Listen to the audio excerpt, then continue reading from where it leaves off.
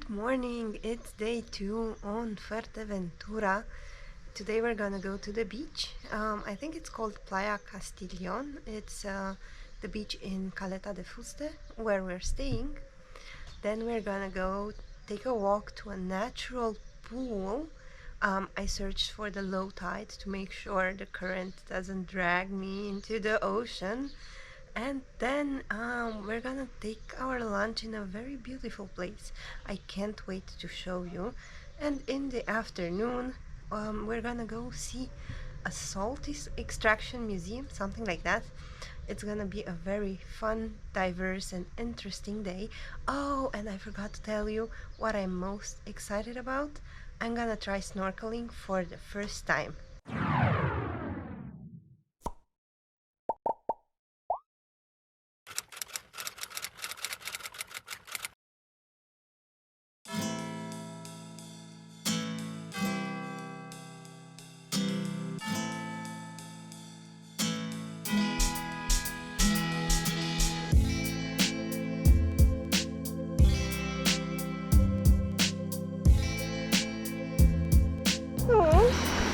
Is this a hermit crab?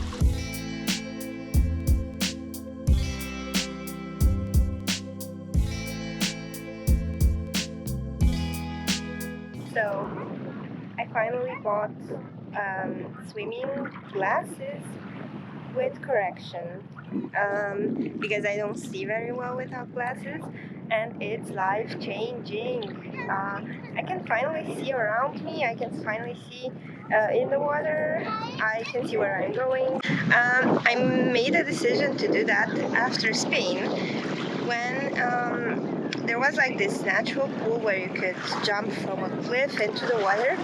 But to get there, you had to climb a lot of cliffs, and I couldn't do that with my glasses, like with my regular glasses on, because then I was supposed to jump in the water with the glasses, which is not a good idea.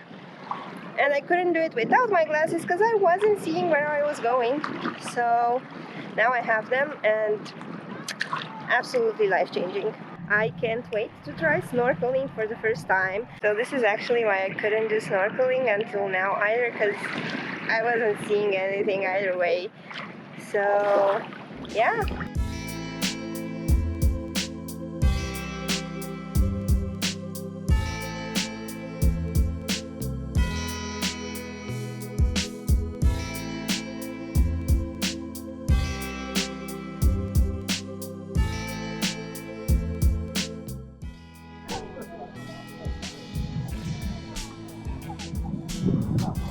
So there's not much going on. I managed to harass one fish, one fish. I think I need a better spot, but for the first time, I guess it's great. Also, I have a trouble because since I don't have my nose pincher, I'm using one hand to film and one hand to hold my nose. Because the impulse to breathe through the nose is so strong. And I only can swim with the legs, which doesn't make it very efficient.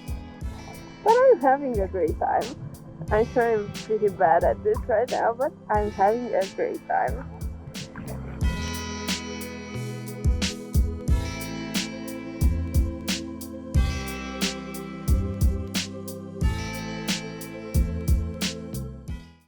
One thing that I really liked was that Playa Castellón was one of the few beaches on Fuerteventura that we visited that actually had amenities such as separate swimming and water sports areas, toilets, showers, and recycling.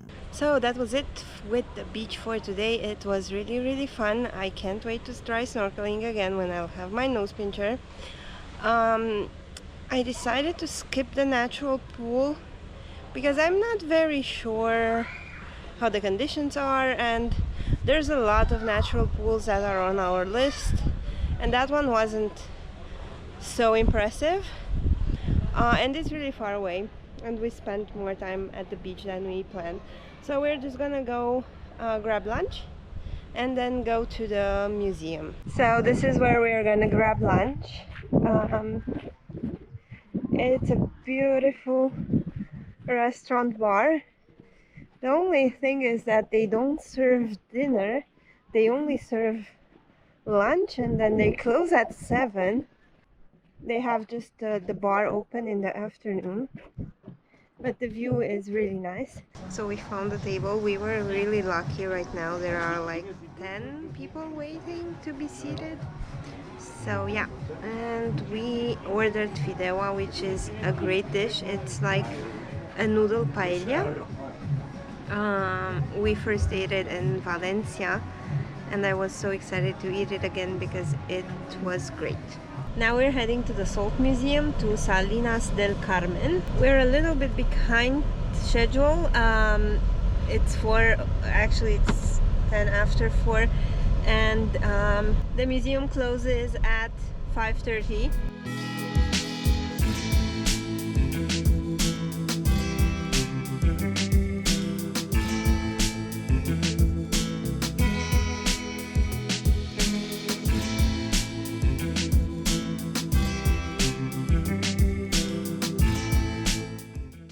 Okay, so what's the deal with the mandatory ticket? Because, I mean, isn't that common sense?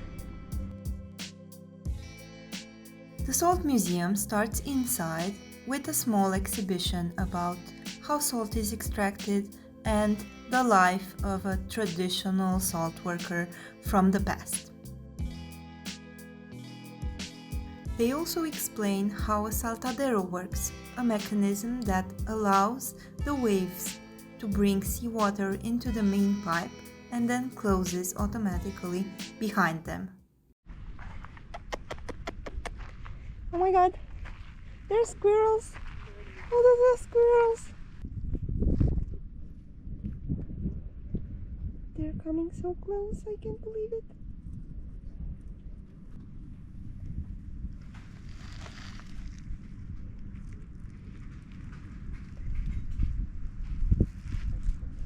I think people feed them and they're used to just like come to people, but they're also scared a little bit. We don't have food, why don't we have food? That's where the squirrels. They are so close, they are so close. So these are the salt flats, the actual salt flats. If I understood correctly, the seawater gets in the bigger flats, and progressively it gains concentration until it gets to the small flats where it dries the whole water out. They dry the whole water out, and then the salt dries in the sun. And the whole process doesn't use any kind of energy except the wind and the sun and I guess the waves and the tides. It's really interesting. I didn't expect this to be this interesting. So I guess this is where the seawater comes in when they let it come in, and it gets to, yeah, so everything is manual. Oh yeah, and you can open and close these doors. Right now I've read that it's outside the salt season. It only lasts from March to October. So this is where the salt gets dehydrated, I guess. I mean, where the seawater evaporates. And then when it's just salt left, it gets put on the border of the trenches where it dries further.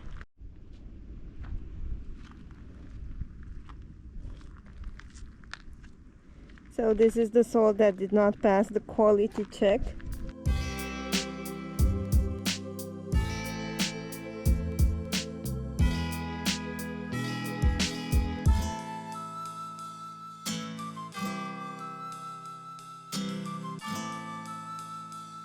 So we just finished seeing the Salt Museum. Almost got kicked out. No, I'm kidding. But we would have stayed more because it was really fascinating and I did not expect it to be so cool. And now we decided to listen to the GPS and take the scenic route back to town. This was it for today. Thank you for coming along. I'm ready to go to sleep, I think. I have a little bit of sunstroke, but tomorrow it's gonna be fine, and I'm so excited for a new day full of adventures. Don't forget to subscribe to keep in touch.